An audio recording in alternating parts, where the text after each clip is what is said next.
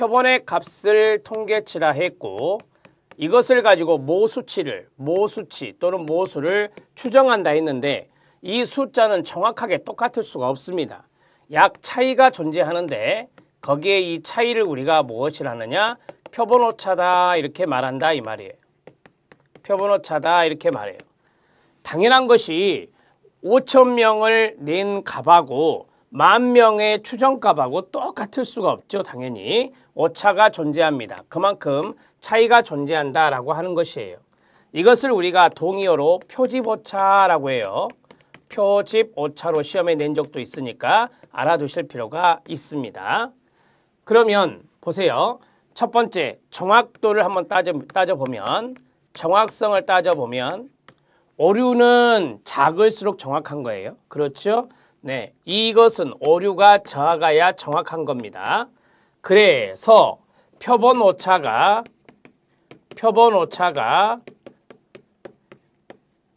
작을 경우에 정확도는 올라가게 되는 거죠. 정확도는 올라가게 되는 거예요. 그래서 표본오차가 작을수록 정확도가 높아지니 반비례 관계가 된다 이 말입니다. 이렇게 정리하시면 돼요. 어려운 거 없고요. 자, 그 다음에 두 번째는 뭐였느냐?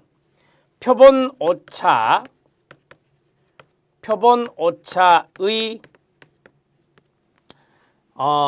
크기에 따라서 표본오차의 크기에 따라서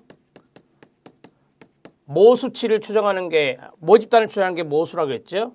네, 모수. 거기 마지막 부분 3번 모수 추정에 대한 오류라고 그랬습니다. 모수 추정의 오류가 결정되는 것입니다. 자, 사례 하나 하면 표본오차의 크기가 크다라고 했어요. 표본오차의 크기가 크다라고 했어요. 그러면 모수 추정의 오류도 어떻게 돼요? 커진다라고 말할 수 있습니다. 이렇게 정리하시면 돼요. 표본오차의 크기가 크면 클수록 모수 추정의 오류도 당연히 클 수밖에 없다. 이렇게 정리하시면 되겠습니다.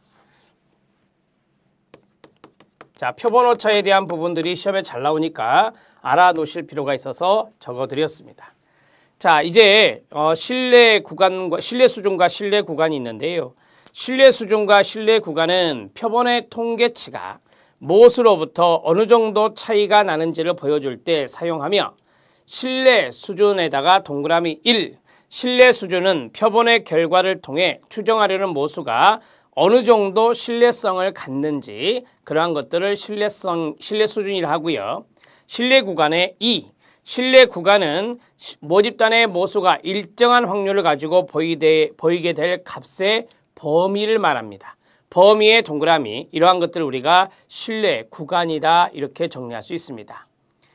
우리가 이제 신뢰 수준 95% 신뢰 수준에 플러스 마이너스 3.0%포인트의 표본오차 이렇게 정리하죠. 여론조사하면 항상 그 두 가지를 가르쳐 주는 것입니다. 따라서 신뢰 수준은 그 모수를 추정하는 것이 어느 정도 신뢰성이 있는가를 이야기해 주는 것이 신뢰 수준이다라고 하는 것이고요. 신뢰 구간은 그 모수가 추정되는 범위가 있을 거 아니에요. 플러스 마이너스 3% 그러면 마이너스 3에서 플러스 3까지의 범위거든요. 이러한 것들을 우리가 신뢰 구간이다 이렇게 말하는 거예요. 그래서 값의 범위다라고 하면 신뢰 구간이 되는 것입니다. 자, 신뢰 수준과 신뢰 구간은 우리 시험에 이제까지 출제된 바가 없습니다. 참고적으로 알아놓으시고, 자, 그 다음에 표본 추출의 기본 목적을 들어갑니다. 왜 표본 추출한다 했습니까? 모집단의 특성을 알고자 모집단을 보다 효율적이고 정확하게 연구하기 위함입니다. 모집단에서 대표성 있는 표본을 추출하여 연구하고 그 결과를 모집단의 일반화 동그라미, 일반화시키기 위함이 표본 추출의 기본 목적이 됩니다. 거두절미하고 한마디로 말하면 표본 추출은 모집단의 특성을 알고자 하는 것입니다. 표집의 과정이 있습니다. 표집의 과정 암기법이 있는데요. 모, 틀, 방크, 추입니다. 자, 여러분 표집 과정 알아놓으셔야 돼요. 표집 과정 박스 문제로 출제될 수 있는데요. 모, 그 다음에요 틀, 그 다음에요 방, 그 다음에요 크, 그 다음에요 추, 이런 식으로 정리할 수 있습니다. 자, 5글자만 외우시면 됩니다. 모집단 확정, 표집틀 설정, 표집 방법 결정, 표본 크기 결정, 추출입니다. 자, 우리가 이제 표집의 과정은 표본 추출의 과정이니까 표본 추출이 맨 마지막에 와야 되겠죠. 첫 번째 1단계 해야 될 것은 모집단을 확정하는 겁니다. 모집단을 확정하는 거예요. 그 다음에 모집단의 목록이 뭐라겠죠? 표집틀을 선정하는 것입니다. 자, 방은 뭐예요? 표집 방법이란 게 있죠. 확률 표집과 비확률 표집의 방법들을 배우시게 될 건데 그것을 결정하는 것입니다. 크가 뭐예요? 표본의 크기가 되겠죠. 표본의 크기를 결정하게 됩니다. 그리고 마지막에 뭐를 해야 됩니까? 네, 추출을 해야 됩니다. 표본 추출에 들어가는 것이죠. 이렇게 해서 5단계 모집단 확정, 표집틀 선정, 표집 방법 결정, 표본 크기 결정, 표본 추출이 됩니다. 이렇게 해서 표집의 과정을 정리하시면 되겠습니다. 자, 이제 본론으로 들어가죠. 본론은 확률 표본 추출과 비확률 표본 추출입니다.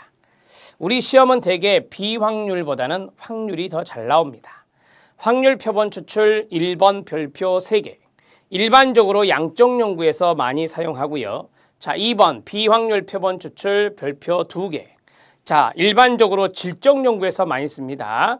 모두 다 그런 건 아니에요. 일반적으로 이야기할 때 근다는 거예요. 자, 양과 질로 나누어져 있습니다. 개념을 보면 각 모집단, 각 표집 단위가 추출될 기회를 다 가지고 있고 끊어요. 각각의 표집 단위가 추출될 확률을 정확히 알며 끊어요. 무작위 방법의 밑줄, 랜덤한다 이 말이죠. 무작위 방법에 기초해서 표본을 추출하는 게 확률 표본 추출입니다. 비확률 표본 추출의 개념을 봐주세요. 비확률 표집은 모집단 자체의 범위를 한정할 수 없거나 밑줄. 모집단의 한계가 분명하더라도 목록을 구할 수 없거나 밑줄. 작성할 수 없을 경우 밑줄. 그러니까 모집단의 목록을 구할 수 없다든지 아니면 모집단 자체의 범위를 한정할 수도 없다든지 이럴 때는 확률적인 것을 할 수가 없어요. 비확률로 하는 것입니다. 비용, 시간, 인력이 지나치게 많이 드는 문제가 있다면 이러한 방법을 쓰는 게 좋죠. 여러분, 확률 표집이 더 시간과 비용이 많이 들어요. 비확률 표집이 더 간편한 방법이거든요. 그래서 시간, 비용, 인력이 많이 드는 문제가 있다면 이럴 때는 비확률이 적합하다라고 말씀드릴 수 있습니다. 자, 그리고 넘기시면 도표가 하나 나옵니다. 그 도표에 보면은 확률 표집과 비확률 표집의 구분이 나와 있습니다. 확률 표집에 별표 하나 쳐주시기 바랍니다. 확률 표집을 밑으로 쭉 내려갑니다. 연구 대상이 표본으로 추출될 확률이 동등하고 알려져 있을 때 한다 그랬어요. 무작위적이고요. 그 다음에 표본의 통계치로 모집단의 모수를 추정을 할 때 치우침을 우리가 편의, 바이아스라 했잖아요. 편의가 없습니다. 이건 좋은 말입니다, 여러분. 치우치지 않는다는 거니까 좋은 말이라고요. 무작위 방법이 치우치는 방법이 아니라고 그랬죠. 제가 내적 타당도와 외적 타당도 할 때 무작위 할당, 무작위 배치란 말을 가르쳐 드렸죠. 무작위 배치가 바로 이 동질성을, 두 집단의 동질성을 확보할 수 있는 방법이거든요. 그래서 여기에서는 치우치지 않는다라는 뜻의 편의가 없다로 나왔습니다. 그 다음에 모, 치, 수 추정 가능하고 오차 측정 가능합니다. 시간과 비용이 많이 소요된다고 제가 말씀드렸고요. 별표. 모집단의 규모와 성격은 명확히 모집단의 성격을 규명할 수 있습니다. 종류는 단순 무작위, 개통, 층화, 침락이 됩니다. 좀 이따가 제가 판서할 때 암기법 써 드릴 겁니다. 자, 비확률 표집은 이와 이제 반대가 되는데요. 자, 연구 대상이 표본으로 추출될 확률이 동등하지 않고 알려져 있지 않을 때입니다.